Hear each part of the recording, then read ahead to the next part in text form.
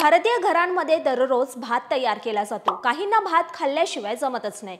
बऱ्याचदा भात जास्त प्रमाणात तयार केला जातो, ज्यामुळे भात तर उरतोच, शिवाय उरलेल्या भाताचं करायचं काय असा प्रश्न निर्माण होतो। उरलेला भात कोणी जास्त प्रमाणात खात नाही, पण उरलेला भात खाण्याचे फायदे किती हे तुम्हाला ठाऊक आहे का?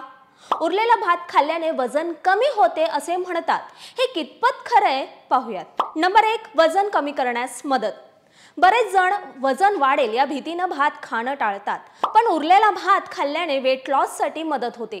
शिळ्या भातात ताज्या भातापेक्षा कमी कॅलरीज असतात, शिवाय त्यात फायबरचे प्रमाणही जास्त असते, ज्यामुळे पोट दीर्घकाळ भरलेले राहते। नंबर 2, पोट राहील निरोगी।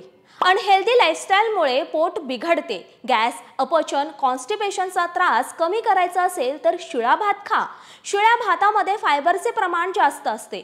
फायबरमुळे कॉन्स्टिपेशनचा त्रास कमी होतो। नंबर 3, शरीराचे तापमान कंट्रोलमध्ये राहते। तांदूळ शरीरातील उष्णता कमी करते। दररोज शिळा भात खाल्ल्याने शरीरात उष्णता वाढत नाही, शिवाय लवकर डायजेस्टही होते।